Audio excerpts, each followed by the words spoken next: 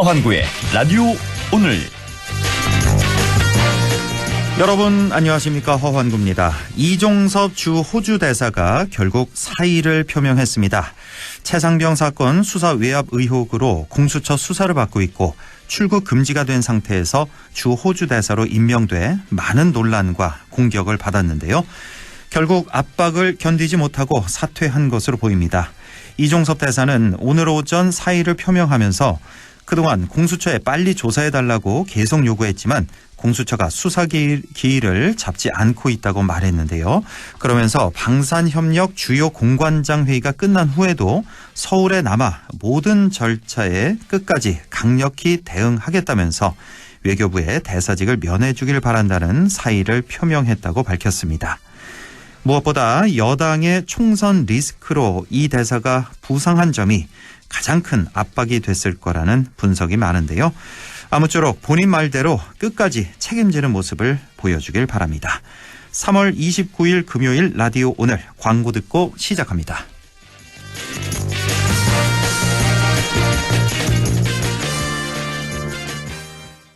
당신은 아마 아직 모를 거야. 장기 렌트 숨은 강자 아마존. 아마 믿지 못할 거야. 합리적인 이 가격을 아마존. 장기 렌트의 숨은 강자 홈페이지에서 실시간으로 확인해보세요. 아마존카. 타이어뱅크가 1,000억 원을 준비했습니다. 올해 아기를 출산한 부모님께는 타이어 50% 할인을, 넷째를 출산하면 타이어를 무료로 드립니다. 아기 낳고 나라를 구합시다. 지금 타이어뱅크 매장에 방문하세요. 타이어 바꿀 때 타이어뱅크. 이벤트 기간 12월 31일까지. 자세한 내용 홈페이지 참조. 전기차 100만 시대 성큼, 올해 원픽 전기차 시민의견 들어봤습니다. 토레스 EVX죠. 배터리 안전성은 기본, 국내 최장 10년 100만 킬로미터 배터리 무상 보증, 광활한 적재 공간까지. 토레스 광고하시면 안 돼요. 전트림 200만 원 이내인데요? 이 혜택 어쩔? 토레스 EVX 어디서 탈 수 있죠? 3월 KGM 전시장에서 만나보세요. 네, 오늘 하루 종일 아주 짙은 황사에 강풍주의보까지 내려진 하루였는데요. 이런 날씨에는 노약자분들 외출 삼가시고 또 시설물 관리에도 유의하시길 바라겠습니다. 자, 라디오 오늘 금요일 순서 시작합니다. 1부 최진봉의 시사 포커스 함께하겠고요. 2부 이슈 오늘에서는 의성군의 다양한 소식 알아보겠습니다. 의성군 홍보소통과의 권기범 주무관을 연결해보죠. 이어서 천용길의 정치 TMI도 함께하겠습니다. 라디오 오늘 유튜브로도 다시 들으실 수 있습니다. 많은 애청 바랍니다.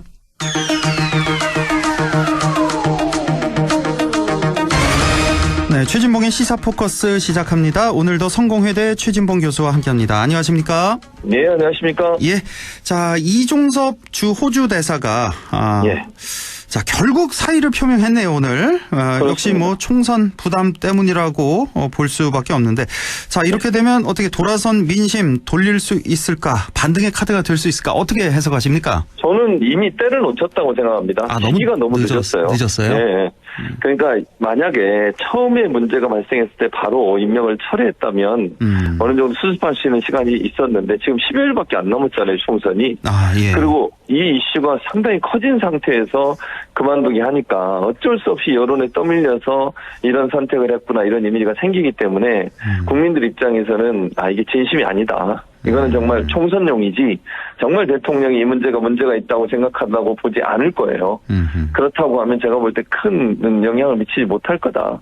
뭐 약간의 영향을 미칠 수 있겠지만 그거 자체가 큰 영향을 미치는 요소는 아니라고 보여지고요. 예. 제가 생각할 때는 이제 총선용 어떤 이슈 덮기 이런 이미지로 보여질 수 있기 때문에 도리어 그 문제가 더 커질 수 있는 요소가 된다고 보여집니다. 이런 태도 자체에 대한 비판적 여론이 커질 수 있는 거죠. 예. 너무 늦었다. 예. 그러고 보니까 사전투표가 다음 주 금토잖아요. 그러니까요. 꼭 일주일 남았는데. 맞습니다. 진작 했었어야 되는데 좀 늦지 않았나라는 해석이시고, 그나저나 지금 더 길어지는 이 큰 문제가 국가적으로 의정 갈등 아니겠습니까? 이게 좀 너무 한 달 반 이렇게 더 이상 지나가고 있는 것 같은데 상당히 이제는 뭐 여권에 부담으로 작용하고 있습니다. 초반에는 지지율 반등에 상당히 큰 요인이 됐었는데 점점 길어지면서 이제 상당히 부담이 되는데 이게 지금 해결 실마리가 잘 안 보이는 게 얼마 전에 그 의사협회 임현택 그 임현택 회장이 이제 당선이 됐단 말이에요. 그렇습니다. 상당히 새로운 회장으로. 강경파고 예. 우리가 알고 있기로는 그 당시 입틀막 의사 기억 예, 아마 예, 하실 겁니다. 그렇죠. 소아청소년 학회 그 예. 입틀막 의사인데 이분이 이제 의사협회 회장에 예. 당선이 됐는데 예. 자 이제 당선되자마자 일성이 뭐냐면 우리 의사협회에서 당선권 한 20석 30석은 좌지우지할 수 있다라면서 엄포를 그렇게 놓는단 얘기했죠. 말이에요. 예, 맞습니다. 이분은 지금 증언이 아니라 감언을 주장하고 있는 500에서 그렇죠. 100명을 줄여야 된다 현재보다 이렇게 예. 주장하고 있는 분인데 이거 맞아요. 2,000명 증언 어떻게 합니까? 이게 상당히 그래서 제가 볼 문제네요. 때는 이게 어려울 것 같아요. 제 생각은 그럴 것 같은데. 그리고 이제 문제는 이게 여론이 왜 악화가 되냐면 네. 정부가 그러면 좀 장기적 관점에서 이게 장기적으로 문제가 잘 안 풀릴 수 있다는 예상을 하고 국민들이 피해를 보지 않을 수 있는 대책을 마련한 상태에서 이걸 추진을 했어야 되거든요. 네. 근데 문제는 지금 국민들이 실제 피해를 당하고 있는 상황이 됐고 환자나 환자 가족들은 치료를 못 받아서 어려움을 겪는 경우들이 발생하고 있지 않습니까? 네. 그러다 보니까 여론이 안 좋아지는 거죠, 결국은. 그러니까 저는 이 문제가 쉽게 풀리지 않은 문제고 장기화될 수 있다는 예측을 하고 거기에 맞는 어떤 준비, 이게 잘 된 상태에서 밀어붙였으면 어찌 보면 뭐 윤석열 정부에게 유리한 쪽으로 여론이 흘러갈 수 있겠죠. 근데 지금 문제는 실제적으로 국민들이 피해를 당하고 실제 치료를 못 받아서 어려움을 겪는 분들이 많아지고 주변에 네. 이러다 보니까 도리어 여론이 지금 돌아서고 있어요. 그러니까 국민 불편을 초래하고 있는 정부에 대한 비판이 높아지는 거죠. 그러니까요. 그러니까 저는 이게 정부가 왜 이렇게 무리하게 이걸 추진했느냐. 왜냐하면 이러면서 의심이 되는 게 이재명 대표가 이미 한 달 전에 그런 얘기 했잖아요.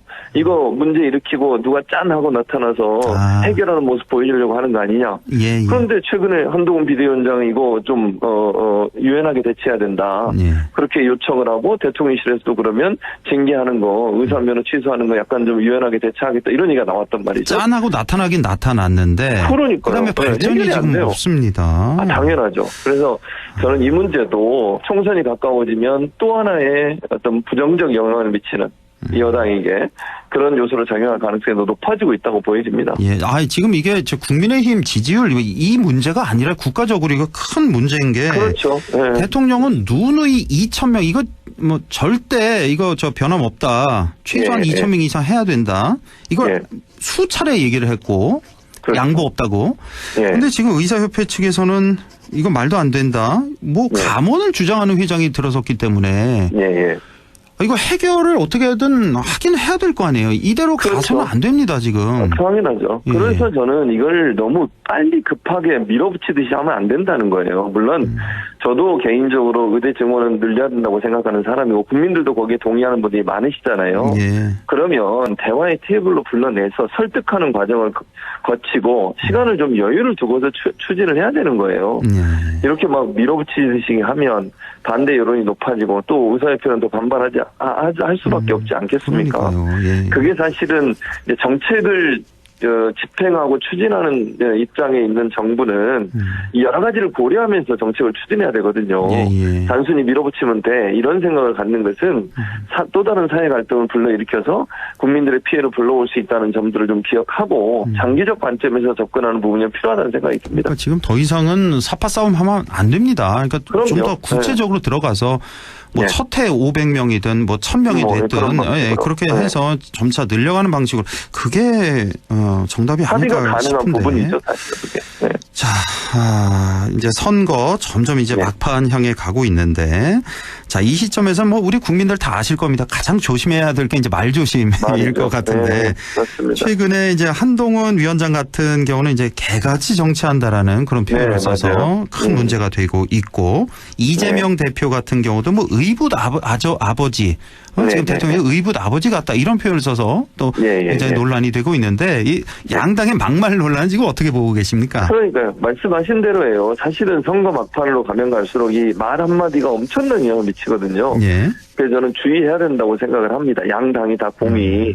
그러니까 이제 뭐 연설하다 보면 대중연설 특히 선거 현장에 대중연설하다 보면 말이 이제 거칠어질 수 있어요. 그렇죠. 왜냐면 이제 준비된 온구를 보고 얘기하는 게 아니잖아요. 그렇습니다. 그리고 이제 분위기가 달아오르면 흥분하다 보면 약간 본인이 이제 절대지 못한 말들이 튀어나와요. 툭툭. 그러니까 저 그런 관중들이 막 환호하고 박수 보내고 그러니까 그러니까요. 거기에 이제 호응하는 맞아요. 그 네. 사람이 그렇게 되잖아요. 그러면서 이제 그렇게 툭툭 나오는 된다니까요. 거예요, 이런 말들이. 맞습니다. 그래서 그럴 때일수록 더 절제해야 된다. 이제 그렇게 보여지는데 아무튼 뭐 한동훈 비대위원장도 그렇고 이재명 대표도 그렇고 이제는 말을 주의하지 않으면 이게 선거에 직접적인 영향을 미치거든요. 특히 두 사람 같은 경우에. 그렇습니다. 예. 네, 그래서 이제는 연설에서 너무 흥분하지 않고 차분하게 해야 된다. 그리고 국민들이 볼 때 이거 좀 너무 심한 말이네 이런 느낌이 드는 말들은 가능한 한 사용을 자제하고 그렇죠. 비판을 할 수 있지만 그 비판에 어떤 그 사용되는 용어 자체가 논란을 불러일으키는 내용이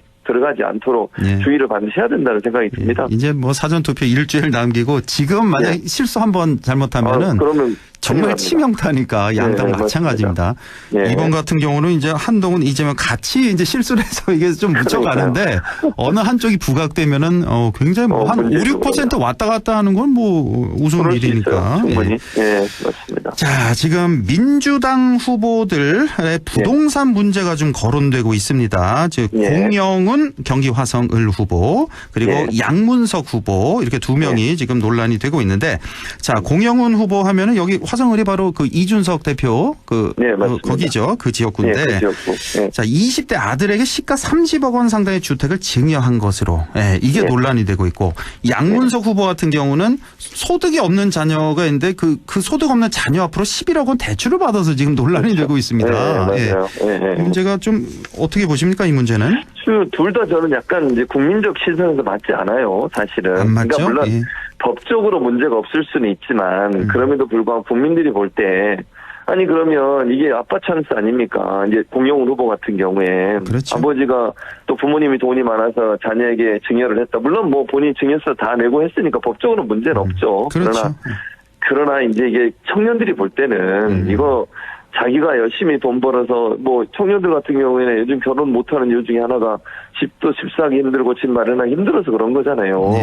근데 상대적 박탈감 느낄 수밖에 없어요. 아무리 그렇습니다. 이제 잘 사는 분이지만 이렇게 하는 거는 국민적 정서에서 맞지 않습니다. 그래서 본인도 뭐 사과를 했던데 저는 이건 좀 이건 비판을 받고 갈 수밖에 없다. 국민 정서를 상당히 좀 거스르는. 근데 그렇죠. 법적으로는 뭐 증여세 제대로 냈다면 뭐 전혀 문제가 없겠는데 여기는 그래도. 그렇게 가면 될 것 같은데 양문석 후보 같은 경우는 자녀 저 소득이 없는 맞아요. 자녀 앞으로 대출 11억 그것도 원. 11억 원이나 이거는 좀 법적으로도 좀 문제가 될 소지가 있어 문제가 보입니까? 될 수도 있죠. 물론 이제 그 새마을금고라는 곳에서 대출을 받았더라고요. 근데 오늘 나온 뉴스를 보니까 또 그 집을 담보로 받은 게 아니라 사업체 관련된 그러니까 운영, 무슨 뭐 사업자 회사 운영, 대출, 사업자 대출을 받았어요. 그게 이제 또 이상한 거죠, 사실은. 그렇죠. 왜냐하면 사업체를 운영하지도 않고 학생이었는데 당시에 또 뭐 언론 보도를 보니까 당시에 어디 어학연수를 갔더라고요. 그 상태에서 사업자 대출을 받는 거는 이건 좀 일반적이지 말이 않아요. 안 되죠. 그래서 이 부분은 좀 논란이 더 될 것 같아요. 그래서 양문석 후보가 이 부분은 좀 더 해명을 해야 된다. 왜 이런 일이 일어났는지. 그리고 이제 뭐 모르겠습니다. 지금 상황에서는 제가 뭐 사실관계를 다 파악을 할 수 없으니까 뭐라고 말씀을 못 드리겠지만 여러 가지 지금 나온 얘기만으로 보면 해명이 이제 완벽히 되지 않은 상태에서 상당히 좀 의문이 있는 부분이다. 이건 조금 문제가 있을 수 있겠다는 생각이 드는 그런 대목이라고 볼 수 있겠습니다. 양문석 후보는 얼마 전에 그 노무현 대통령 또 비하 발언 때문에 상당히 문제가 됐었는데 공천 취소냐 마냐 그 갈림길에서 일단 이렇게 넘어왔는데 또 하나의 악재가 지금 생겼다라는 거고 조국 혁신당도 지금 마찬가지입니다. 그 비례 1번 그 박은정 검사 비례 1번인데 다른 것도 아니고 남편 재산 문제가 또 툭 튀어나왔네요. 그러니까 지난해 이제 1년 동안에 약 40억 원 정도 재산이 증가했다. 자, 이것도 상당히 좀 악재가 될 것 같은데요. 좀 영향이 그렇습니다. 있을까요? 왜냐하면 이게 다른 이슈보다 검찰 독재, 검찰 개혁이라고 하는 검찰 독재 청산, 검찰 개혁을 모토로 내세운 정당이잖아요. 그래서 이제 더 비판이 있는 거죠. 왜냐면 전관 예우 받은 거 아니냐. 그렇죠. 그 얘기죠. 근데 본인은 물론 정관 예우가 아니라고 주장을 하시고 계시지만 국민들이 볼 때는 그런 의혹을 지우기가 어려운 부분이 분명히 있는 것 같아요. 그럼요. 그래서 이거는 국민들이 판단하셔서 뭐 이제 영향을 받을 것 같습니다. 선거에 투표 영향을 줄 것 것으로 보이는데 그래서 저는 이 부분도 사실은 물론 본인도 뭐 국민적 관점에서 눈높이에 맞지 않은 부분은 사과를 하고 뭐 사퇴를 했더라고요. 근데 어쨌든 정관 예우는 활동한 검찰의 어떤 그 잘못된 행태로 국민적 비난과 비판을 받았던 지점인데 그걸 개혁하겠다고 하는 정당의 후보의 남편 되시는 이제 이런 일이 있다 보니까 더 네. 비판이 커지는 것 같아요, 사실은. 그러니까요. 그래서 이거는 좀 비판이 될 수밖에 없고 저는 지지율에도 일정 부분 뭐 크게는 영향을 안 미칠 텐데요. 그렇지. 일정 부분에 영향을 미칠 거라고 보여집니다. 예. 자, 이수정 교수 논란도 상당했는데요. 그 대파 논란. 예. 뭐 한 뿌리 한 단이 아니라 한 뿌리다. 네, 그래서 그렇죠. 논란이 되는데 결국은 사과를 했네요. 예, 사과를 그렇죠. 했고 늦었지만 이것도 사과 잘하고 인정하는 게 맞는 것 맞아요. 같습니다. 그리고 일단은 그 이수정 교수도 이게 한 뿌리 이런 말하는 것 자체가 뭐 대통령을 좀 감싸려고 하는 것 같은데 그렇죠. 이거 말이 안 되는 거고. 말이 안 되죠. 일단 뭐 늦었지만 사과 잘한 것 같고. 근데 뭐 재산 문제가 또 맞아요. 재산 신고 85억을 했는데 예. 그 이제 강남에 있는 부동산인가 봐요. 그렇죠. 예. 왜 강남이 아니라 수원에 왜 출마했냐 뭐 그렇죠. 이런 또 공격을 하고 있네요. 민주당 입장에서는. 그러니까 아무래도 이제 본인이 강남에 부동산 2개가 있는데 그게 강남에 주로 집이 있고 예를 들면 거주지가 있는데 왜 수원에 출마하냐 이게 이제 민주당의 지적이죠. 물론 이제 본인이 이제 수원대학교 아니죠. 죄송합니다. 경기대학교. 경기대학교 범죄심리학과 교수죠. 예. 그렇죠. 근데 그 경기대학교가 위치한 곳이 바로 그 수원 지역구예요. 지금 출마 지역구. 예. 그러다 보니까 거기에 이제 그 얘기를 하는데 뭐 출마야 자기가 하는 것으로 자유롭게 할 수는 있죠. 그러나 이제 부동산이 이 강남에 2개나 있고 이런 부분들은 이제 국민적 감정과 정서로 봐서도 물론 뭐 그게 불법은 아닙니다만 거기에 그렇게 돈 많은 분이 왜 수원에 나왔을까라는 의문이 생길 수밖에 없는 거죠, 사실은. 그렇죠. 이 점도 사실은 그동안 이제 뭐 이수정 후보가 잘못된 부분에서 따끔하게 혼내고 올바른 말하고 이런 분으로 이미지가 있잖아요. 그렇습니다. 그런 부분들이 이제 도리어 역풍을 맞는 거예요, 사실은. 이제 본인은 그렇게 강남에 돈 많은 집을 집인지 부동산인지 2개를 가지고 있고 그런 부분들이 이제 국민들 볼 때는 좀 의아하다 이런 생각이 들 수 있는 지점이죠, 사실. 그렇습니다. 예. 네. 자, 그리고 일부 선거구에서 개혁신당과 국민의힘 단일화 가능성 얘기가 나오고 있는데, 야, 저는 이거 보고 이건 진짜 코미디다. 만약 이렇게 되면. 그럼요. 이건 뭐 현실성이 없는 거죠. 만약 이게 현실이 된다면 정말 코미디인데요, 이거는. 코미디예요. 근데 이제 이게 왜 이런 얘기가 자꾸 나오냐면 양양자 의원이 잘 기억하시겠지만 국민의힘 후보한테 단일화하자고 지금 얘기했어요.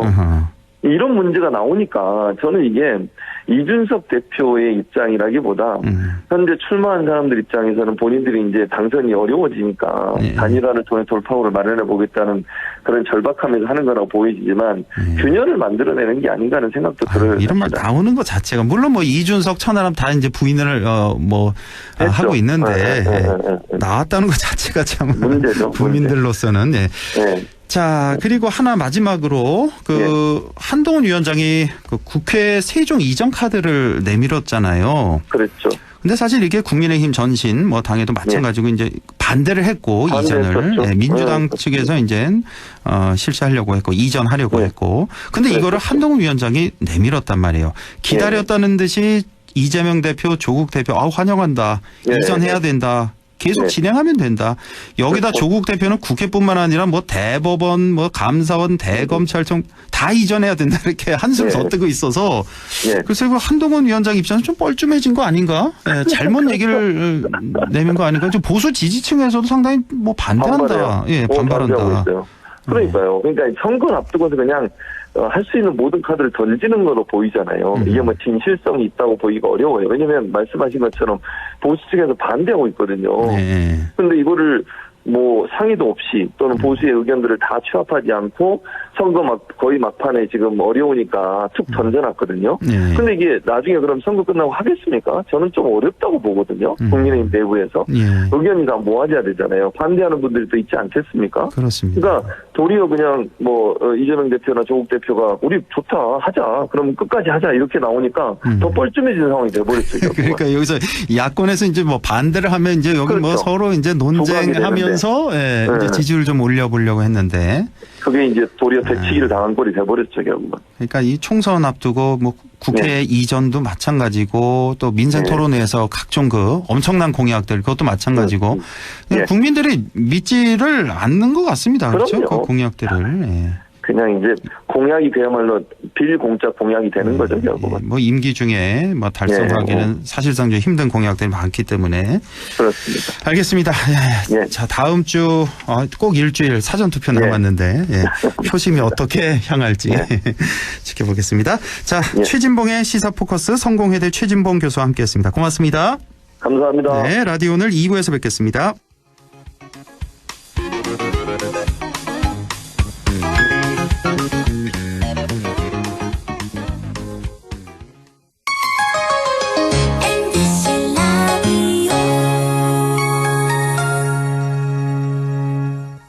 가구 살 땐 꼭 한번 가보자. 안동 명품 가구 백화점. 흑표 흑침대, 양성국 갤러리, 금성침대, 한국 가죽 소파, 장수돌 침대. 다양한 브랜드 가구를 한 곳에서 쇼핑할 수 있는 대형 가구 전시장. 안동 명품 가구 백화점. 참 아이러니하죠? 밤새 울어 못 잤는데 방긋드는 얼굴에 힘이 나는 아이러니. 음정도 박자도 없지만 그 어떤 노래보다 감동적인 아이러니. 잠깐의 걸음마에도 하루 종일 뛸 듯이 기쁜 아이러니. 세상 힘들지만 세상 행복한 아이러니. 아, 이러니 아이를 키우나 봅니다. 공익광고협의회. 예, 며느라. 밥 했어? 설거지 했어? 쓰레기 버렸어? 청소했어? 빨래했어? 개밥 줬어? 아들 낳았어? 딸 낳았어? 아무것도 안 하고 싶다. 이미 아무것도 안 하고 있지만 더 격렬하게 아무것도 안 하고 싶다. 지금은 그냥 라디오만 듣고 싶다. MBC 라디오. MBC 라디오. 라디오 청취자 10명 중 4명이 듣는 방송 국가대표 라디오 MBC 라디오.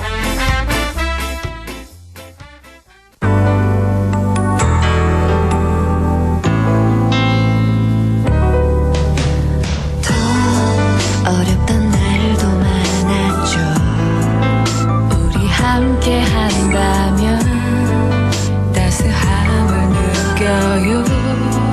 사랑이 있어요. 소중한 꿈을 이뤄봐요.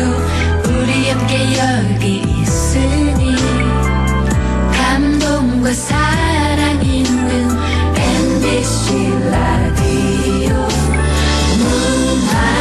문화방송 100.1 MBC 라디오. 네, 6시 28분 10초 지나고 있네요. 라디오 오늘 2부 이시온을 시작합니다. 오늘은 우리 지역 의성군의 다양한 소식을 모아서 알아보겠습니다. 의성군 홍보소통과의 권기범 주무관 연결돼 있습니다. 권기범 주무관님 안녕하십니까? 예, 안녕하십니까. 의성군 지도는 김종호 선생님보다 잘 알고, 의성군 맛집은 백종원 선생님보다 잘 알고, 의성군 농산물은 우장춘 선생님보다 잘 아는 의성군청 홍보소통과 권기범 인사드리겠습니다. 네, 반갑습니다. 예. 앞으로도 만날 때마다 이 인사는 꼭 해주세요. 알겠습니다. 예. 자, 이번 주는 어떤 다양한 소식을 준비하셨나요? 예, 제2회 남대천 벚꽃축제가 내일 3월 30일 토요일부터 3월 31일 일요일까지 이틀간 개최합니다. 네. 의성군 남대천 구봉공원 일대에서 진행되니까요. 근데 올해 봄 날씨가 약간 추워가지고 그렇죠. 꽃은 좀 솔직히 조금 안 폈습니다. 예. 그래도 다양한 체험 프로그램이랑 플리마켓 그리고 먹거리도 많고 연예인분들 오셔가지고 공연도 많이 하시니까요. 놀러 오시면 재밌게 즐기실 수 있습니다. 아유, 이거 전국이 다 이렇습니다. 지금 3월 말이면은 벚꽃이 활짝 필 때인데. 예. 안동도 그렇거든요. 안동도 이제 벚꽃 축제 기간 중인데 지금 안 펴서 참 예. 뭐 하늘을 이길 수는 없다. 우리가. 예. 자, 하지만 이거 뭐 일정을 미룬다, 다음 주로 미룬다거나 이런 건 아니죠, 의성?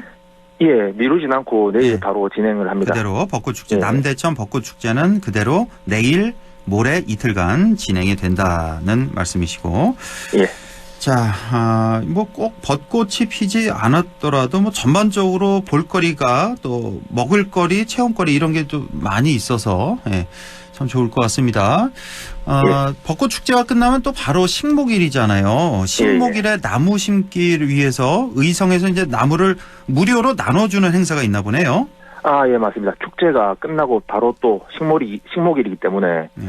벚꽃 축제 행사장에 오시면은 그 다음 주에 있을 식목일 기념으로 나무하고 화분을 또 나눠주고 있습니다. 네. 예, 수량은 화분 1,200개, 1,200개 화분에는 이제 허브 종류가 심겨 있고요. 예. 그리고 묘목 3,000개가 있습니다. 예. 예, 묘목 종류는 감나무, 밤나무, 헛개나무로 3,000개 준비되어 있으니까 오셔가지고 꼭 가져가셔서 식목일 날 나무 심으시면 감사하겠습니다. 아, 벚꽃 축제장으로 나가시면 됩니다.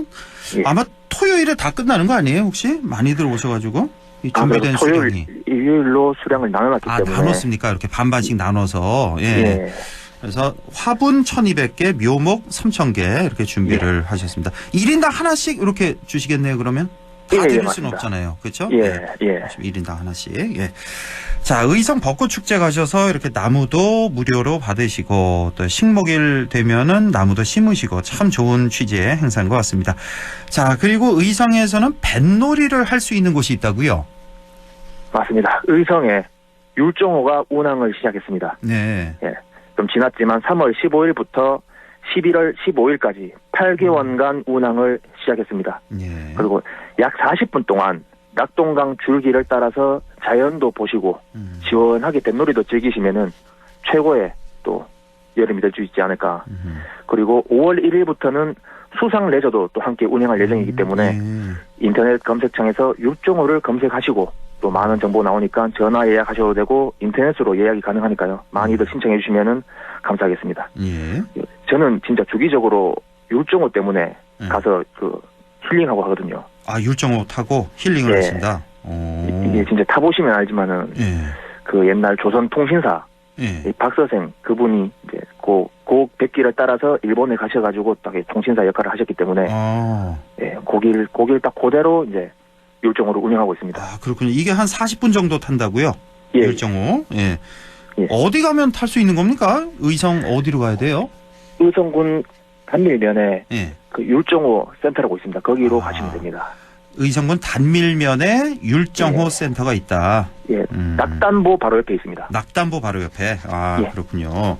율정호도 운항을 지금 이미 하고 있습니다. 그래서 11월 15일까지 한다. 그리고 5월 1일부터는 수상 레저도 함께 운영한다는 소식이고. 예. 자, 의성군이 그리고 청년들에게 목돈 마련을 지원해 준다는 소식인데요. 예, 맞습니다. 의성군이 4월 5일까지 지역에 있는 기업에 취업한 미혼 청년들에게 목돈 마련을 지원하는 2024년 청년 근로자 사랑 체험 사업 참여자를 모집하고 있습니다. 예. 의성 지역 기업에 취업한 미혼 청년이 2년간 월 15만 원씩 총 360만 원을 저축하면 의성군이 또 1년에 350만 원씩 2년간 총 700만 원을 추가로 적립해서 만기 시에 1,060만 원을 수령하는 방식으로 지금 진행하고 있고요. 내가 내는 돈보다 의성군에서 지원하는 돈이 2배가 많네요. 예, 맞습니다. 예. 지원 대상은요? 예, 지원 대상은 이제 의성군 내 주민등록을 둔 19세에서 39세 미혼 청년으로 의성 지역 내에서 중소기업이나 중견기업에서 주 30시간 이상 3개월 이상 재직 중이며 연봉 4천만 원 이하면은 지원하실 수 있습니다. 연봉 4천만 원 이하여야 된다. 예. 그리고 자세한 사항 같은 경우는 의성군청 청년정책과 문의 주시거나 의성군청 홈페이지에서도 보실 수 있으십니다. 홈페이지에도 이렇게 나와 있고. 예. 이것도 혹시 그 이 지원자가 몇 명까지, 뭐 선착순 몇 명까지 된다 이런 게 있습니까? 제한이? 요거는 제가 한번 알아보겠습니다. 예, 이건죠. 예, 저 홈페이지에 또 나와 있겠죠. 예, 의성군청 예. 홈페이지 보시면 되고 19세부터 39세 사이의 미혼 청년입니다. 예, 맞습니다. 기혼 청년 안 돼요? 예, 지원 안 됩니다. 미혼 청년만. 그래서 2년 동안 월 15만 원씩 해서 360만 원 내 돈을 저축을 하면 의성군에서 700만 원을 추가 적립해서 2년 지나면 이제 1,060만 원 수령한다. 아유, 맞습니다. 좋습니다. 예. 자, 그게 큰 메리트죠. 굉장하네요. 예, 뭐 무조건 이 해당되시는 분들은 무조건 다 하셔야 되겠네요. 예. 이보다 더 좋은 재테크 수단은 없네요. 그렇죠? 예. 맞습니다. 자, 주말엔 박물관이라는 박물관이 있나 봐요. 박물관 이름이 주말엔 박물관이에요? 아니, 이제 의성 조문국 박물관인데 이제 예. 주말에 박물관에서 이제 체험 행사를 하니까 이제 주말에 박물관으로 이렇게 또 예. 제목을 지었는데 예, 의성 조문국 박물관에서 예. 그 3월 31일 일요일 2시부터 조문국 민속유물 전시관 안에서 고인돌 만들기하고 석고 방향제 만들기를 진행하고 있습니다. 예. 6세부터 13세까지 같은 이제 가족이면은 지원이 가능하니까요. 예. 의성군 평생학습 사이트 또는 054-830-6912로 전화 접수해 주시면은 또 접수하실 수 있으십니다. 조문국 박물관이 참 볼거리가 많더라고요. 저도 계속 행사도 하고 많이 합니다. 예. 아주 규모도 상당히 크고 저도 주말에 한 2, 3년 전인가요? 갔었는데 깜짝 놀랐습니다. 예. 규모 전 별로 이렇게 기대를 안 하고 갔는데 정말 볼거리가 많더라고요. 예. 자, 여기 이제 조문국 박물관에서 이번 주 일요일이네요. 3월 31일 2시부터 이런 체험 행사가 있다는 거. 예. 자, 마지막 소식은 어떤 겁니까? 예, 마지막 소식은 의성군 의성사랑 유튜브 공모전 소식입니다. 예, 의성군을 홍보할 수 있는 내용을 담은 주제로 브이로그, 패러디, 광고, 뮤직비디오 등 장르 불문으로 대한민국 누구나 개인 또는 팀으로 지원이 가능하고 총 상금이 1,500만 원입니다. 7월 31일까지 신청을 받으니까 많은 분들 참여해 주시면 감사하겠습니다. 네, 의성사랑 유튜브 공모전 소식까지 들어봤습니다. 자, 의성군청에서 아주 이제 유명 인사가 되셨을 것도 같고요. 아직 조금 모자린 것 같습니다. 열심히 활동하겠습니다. 김정호 선생보다 백종원보다 또 한 명이 누구였죠? 누구보다? 우장춘 박사님. 우장춘 박사보다 의성을 더 사랑하는 자, 의성군 홍보소통과의 권기범 주무관과 함께했습니다. 고맙습니다. 예, 감사합니다.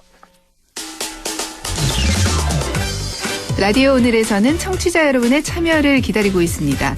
우리 지역에서 발생한 사건 사고 소식이나 함께 토론하고 싶은 내용을 안동 MBC 홈페이지 라디오 오늘 게시판에 올려주시기 바랍니다. 전화와 문자 참여도 하실 수 있습니다. 전화는 851국에 7191번, 문자는 샵 0913번으로 보내주시면 됩니다. 문자는 단문 50원, 장문 100원의 정보 이용료가 있습니다. 여러분의 많은 참여 바랍니다.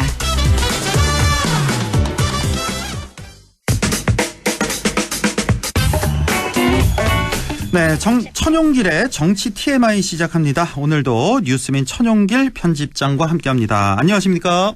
네, 안녕하십니까? 네, 이제 시간이 점점 다가오고 있습니다. 네, 맞습니다. 오늘이 3월 29일이고 이제 다음 주 금요일, 토요일 사전 투표가 있고 그 다음 주 수요일 이제 본 투표가 있습니다. 자, 많이 기다리시죠? 우리 또 정치 고관여층에서는 이날만을 또 손꼽아 기다리는 분들 많아서 저도 상당히 기대가 되는데 어떤 결과가 나올지. 네. 자, 오늘 주제는 어떤 겁니까? 네, 말씀하신 것처럼 22대 국회의원 총선거 선거운동이 어제부터 시작이 됐습니다. 예. 아직 후보자들의 공보물이 가정으로 발송이 안 된 시점이고 이 선관위 홈페이지에도 지역구 후보자들 공약이 아직까지 공개가 다 안 되어 있습니다. 네. 사실 국회의원 선거는 지역 공약도 중요하지만 이 정당의 정책 방향이 어느 쪽인지도 상당히 중요하지 않겠습니까? 그럼요. 네. 그래서 오늘은 각 정당들의 지역 균형 발전 공약을 한번 따져보는 시간을 준비했습니다. 예, 오늘은 각 정당들의 지역 균형 발전 공약에 대해서 좀 알아보겠습니다. 아직 뭐 공보물은 각 가정에 배달이 안 된 상태고 아마 조만간에 이제 배달이 되겠죠. 예, 며칠 내에 배달이 될 테고 거리 다녀보니까 벽보는 이미 붙어 있더라고요. 그렇죠? 첫날부터. 예, 첫날부터 그렇습니다. 이렇게 붙어 있던데. 자, 공약을 좀 살펴보겠습니다. 지역 균형 발전에 대한 공약입니다. 자, 먼저 그러면 더불어민주당 공약부터 살펴볼까요?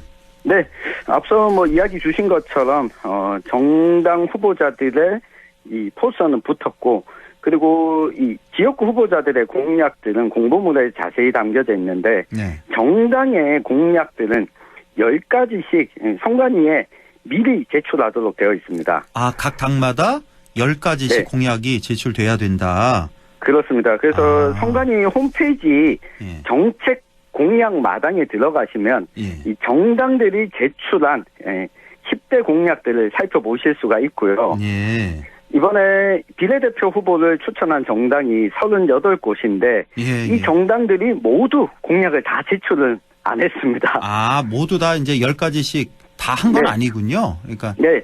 그래서 뭐 공개된 정당들이 약 절반 정도 되는데 예. 홈페이지에서 확인할 수 있는데 요걸 좀 추려보고자 합니다. 예. 일단 더불어민주당의 지역균형발전 공약을 보면 5대 광역권 메가시티, 거점 국립대 집중투자, 공공기관 지방이전, 소멸지역 농어촌 주민수당 단계적 지급 등을 내놓고 있습니다. 예. 이게 지난 대통령 선거죠. 그리고 지방선거의 연장선상에 있는데요. 이 북부 지역 입장에서 보면 이 광역권 메가시티는 좀 우려 섞인 목소리가 여전히 많지 않겠습니까? 예. 네, 그리고 이 거점 국립대 집중투자 같은 경우에도 이 안동대학교는 국립대이긴 하지만 거점 국립대에는 포함이 안 되는 부분이 있습니다. 아, 그래요? 그리고 네. 그리고 또 소멸지역 농어촌 주민수당 단계적 지급은 지방정부가 아니라 만약 국가적 차원에서 도입이 된다면 농촌 주민뿐만 아니라 경북도 농어민 수당을 지금 지급하고 있는데 네. 이걸 대부분을 지방세수로 지급을 하고 있습니다. 아. 네. 그래서 막 이 공약이 현실화된다면 주민들도 좋겠지만 지방정부 입장에서도 숨통이 좀 트이는 면이 있습니다. 그렇죠. 그런데 좀 의아한 공약이 지역 균형 발전 공약 안에 좀 포함이 되어 있습니다. 아, 좀 의아한 공약이 지역 네. 균형 발전 공약 안에 있다. 예, 어떤 겁니까? 네, 바로 1기 신도시 재개발 재건축과 2기 신도시 교통 인프라 구축이 포함되어 있는 건데요. 네. 이게 수도권 인프라 강화 공약인데 지역 균형 발전에 포함시켜 놨습니다. 아유, 수도권 인프라 강화인데 네. 이거 좀 반대로 가는 거 아닌가요, 방향이?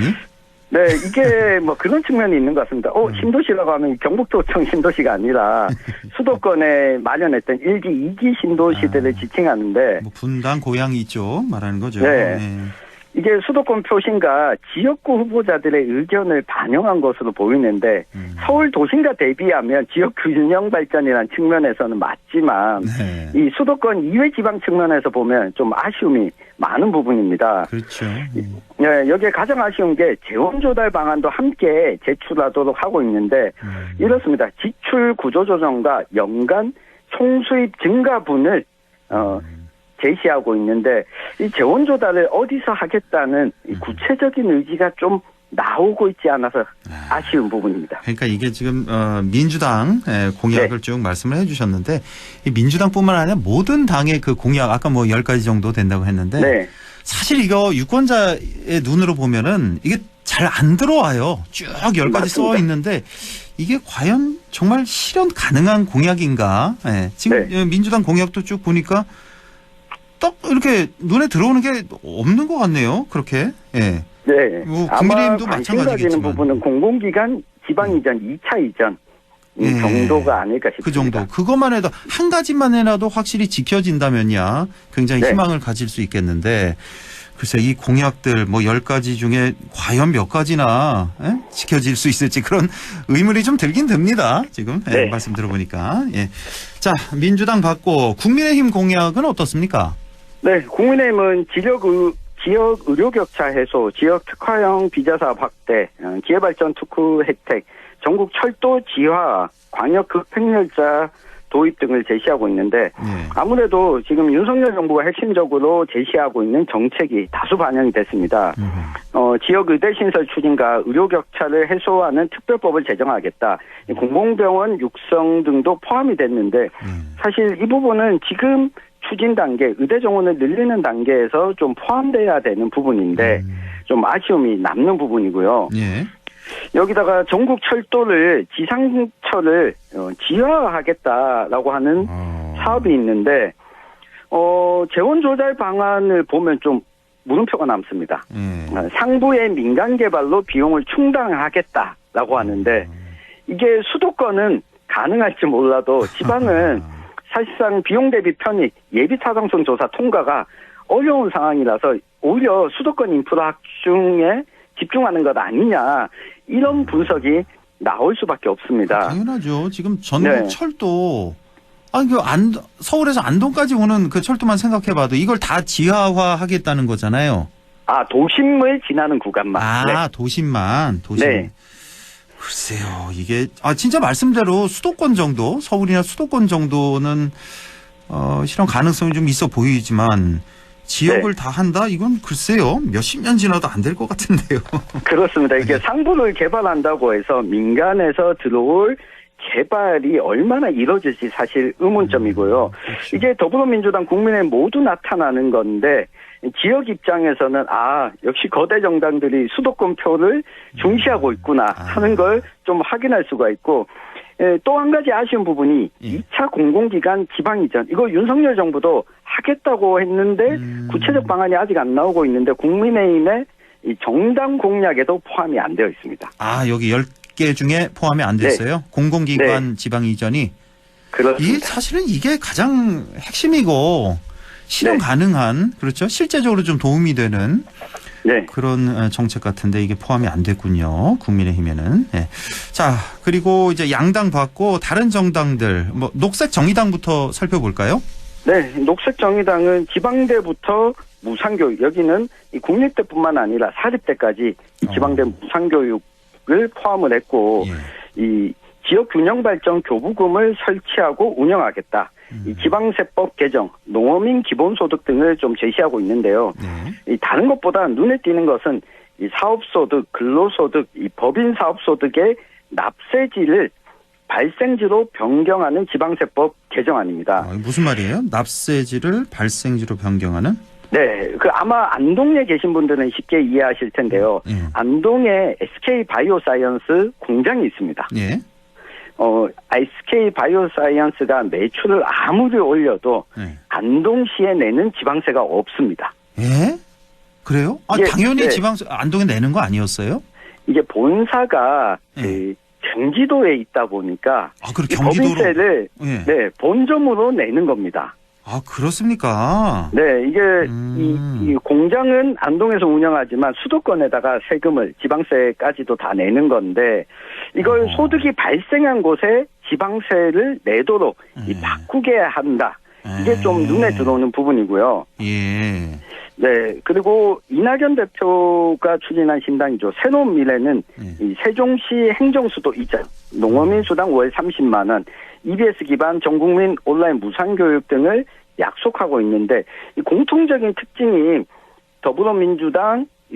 더불어민주당과 녹색정의당, 새로운 미래는 공이 농어민 수당을 공략하고 있고 눈에 들어오는 부분은 세종시 행정수도 이전. 이 한동훈 국민의힘 비대위원장도 최근에 언급을 했는데 원내 정당 중에 선관위에 제출한 공약으로 확인되는 곳은 새로운 미래 한 곳입니다. 새로운 미래에서 세종시 행정수도 이전이잖아요. 이거는. 그렇습니다. 그러니까 한동훈 위원장은 국회 이전을 얘기를 했고 행정수도 이전이란 말은 국회, 대통령실 다 간다는 얘기잖아요. 맞습니다. 이제 새로운 미래에서 공약을 제시했다. 예. 개혁신당은 어떻습니까? 네, 개혁신당은 상대적으로 지역 균형 발전 공약이 많지는 않습니다. 근데 눈에 들어오는 것이 이 지방주택 보유를 수도권 시민들이 지방주택 보유를 촉진할 수 있도록 주소지를 복수로 두는 제도를 추진하겠다. 지역의 수도권 상급 종합병원 분원 설치를 확대하겠다라고 제시하고 있는데요. 수도권에서 지방 부동산 구매를 활성화시키는 정책은 양면성이 있습니다. 이 지방살이를 좀 경험하게 해서 지방으로 이사갈 수 있도록 유도한다는 측면에서는 긍정적일 수 있지만 이 돈이 있는 수도권 주민들이 지방 부동산에 투기하는 현상이 벌어지게 되면 오히려 지방에 사는 사람들이 자가거주를 못하고 수도권에서 여러 채의 집을 가지게 되는 우려도 있습니다. 네. 그리고 원내 정당이 생각보다 많은데요. 조금 더 살펴보면 자유통일당은 지역균형발전 공약이 아예 없고요. 네. 진보당은 지역 공공은행 설립, 재생에너지 지역 공영화법 제정을 제시하고 있고 이 조국혁신당은 헌법재판소, 대법원, 대검찰청 공공기관 지방 이전에 포함시키겠다라는 내용과 지역 균형 발전 인지 예산 제도 도입 등을 제시하고 있습니다. 예. 자, 이렇게 공약을 보면 또 최근에 이제 저출생 공약도 이제 많이들 하던데 네. 공약하면 또 허경영 씨 생각나지 않습니까? 대선에서도 맞습니다. 뭐 셋째 나오면 1억 준다 뭐 이런 것도 좀 생각이 나는데 당시에 뭐 현실성 없다 뭐 이런 비판도 많았었는데 자, 원내 정당들이 또 꺼내기 시작했다는 겁니다. 이런 공약들을. 자, 그래서 원외 정당들 가운데 혹시 그 눈에 띄는 공약 제시한 곳이 있는지 모르겠네요. 네, 그러니까 허경영 씨가 이 주장을 한 게 벌써 한 10여 년 전인데 이제 원내 정당들 그리고 지방 정부까지도 꺼내고 있지 않습니까? 예. 그래서 지역 균형 발전 공약을 좀 눈여겨볼 만한 곳이 노동당이 있습니다. 노동당, 예, 어떤 공약입니까? 네, 지역구 후보 1명, 비례대표 딱 2명만 냈는데 재원 조달 방안이 아주 구체적입니다. 어떻게요? 네, 대중교통 요금을 단계적으로 무상화하고 이걸 비수도권 지역에서 우선 추진하고 지역 공공의사제를 도입하고 수도권 병상 증서를 억제하겠다. 이런 내용들을 담고 있는데 재원 조달 방안으로 부자와 재벌, 불로소득 중과세를 부과하고 이 군비, 국방비를 줄여서 이런 내용들을 추진하겠다라고 제시를 하고 있습니다. 예. 그리고 또 하나의 눈여겨볼 만한 정당이 한국농어민당이 있습니다. 한국농어민당이 있어요. 예. 네. 이게 농민들이 중심적으로 만든 정당인데요. 이 농어민의 맞춤형 공약들이 주로 제시되는데 이 지역 균형 발전 내용도 포함되어 있습니다. 특히 앞서 다른 정당들도 약속을 했지만 농어민부터 기본소득을 월 30만 원 지급하겠다. 그리고 산업 폐기물이나 의료 폐기물 발생지 책임 원칙으로 농어촌에 들어오는 것을 막겠다. 그리고 한 면당 농어촌 보금자리 주택단지를 조성하고 이를 무상임대하겠다라는 공약을 제시하고 있습니다. 그렇군요. 예, 한국농어민당 공약까지 38개 당이라 그랬나요? 그 비례당이? 그렇습니다. 38개고 그 용지가 뭐 50cm 넘는다고 들었던 것 같은데요. 네, 53.5cm이기 때문에 모두 수개표를 해야 됩니다. 이거 다 수개표. 그 기계로 이게 안 되는 거죠? 뭐 몇십 cm가 넘으면 이게 안 된다 그래서. 다 네, 기계로. 기계가 인식할 수 없는 크기라서. 그러니까. 네. 그렇군요. 자, 이거 워낙 용지가 길다 보니까 이거 접어도 이렇게 접으면 이게 또 번지지 않을까 막 이런 우려하시는 분들이 의외로 많아요. 네. 인주를 찍다 보니까. 네. 그거 괜찮은 거죠? 이렇게 접어도 한 번, 두 번 이렇게 접으셔도 접어도 괜찮습니다. 그렇죠? 예, 긴 거. 예. 자, 유권자 입장에서 이제 마지막 질문 될 텐데 지역 균형 발전 공약을 평가할 때 이런 기준으로 보면 좋겠다 하는 게 있다면요? 네, 우리 수도권 이해 지방에 사시는 분들, 특히 경북 북부 지역에 사시는 분들 입장에서는 이 각 정당들 그리고 지역구 후보자들이 내놓는 공약을 봤을 때 두 가지 기준만 좀 눈여겨 보시면 좋겠습니다. 아마 이 북부 지역에서 많이 겪어봤을 텐데요. 대규모 시설을 우리 지역에 유치하겠다, 건립하겠다라고 하는 것은 효과가 훨씬 더 많은 부분이 있습니다. 유지비가 더 든다. 짓고 나서. 네, 대표적인 것이 우리 3대 문화권 사업. 지금 안동의 유교랜드 같은 경우에도 다시 재개장 준비를 하고 있습니다. 이게 운영비는 많이 드는데 처음에 가지고 들어온 비용은 국비지만 이걸 짓고 난 이후에 운영하는데 굉장히 애로사항이 많습니다. 컨벤션 센터도 얘기 많잖아요. 맞습니다. 그렇죠. 그만큼을 유치할 수 없기 때문에 운영비가 적자가 나고 있다는 이야기가 많은데 이것 또한 우리 시민들이 낸 세금으로 운영비를 메우게 되어 있거든요. 그래서 이 부분과 또 수도권으로 접근성을 높이는 교통 연결 정책. 그러니까 수도권으로 접근성을 높이겠다고 하는 게 오히려 그러니까 빨대 효과로 더 빨려갈 수 있고 지역 상권을 약화시킬 수 있다는 점도 한번 고려해 보시면 좋겠고요. 또 한 가지는 수도권에 대해서 이 정당들이 어떤 공약을 제시하고 있는지. 앞서 제가 몇 가지 말씀드리지 않았습니까? 지역 균형 발전을 하려면 수도권에 상대적으로 개발을 억제하고 이 예산을 가지고 지방에 투자를 해야 되는데 수도권에 제시한 공약이 많다 보면 지역에는 표가 적다 보니까 소홀할 수밖에 없다는 점도 좀 기억을 해주시면 좋겠습니다. 네, 지금까지 뉴스민 천용길 편집장과 함께했습니다. 고맙습니다. 감사합니다.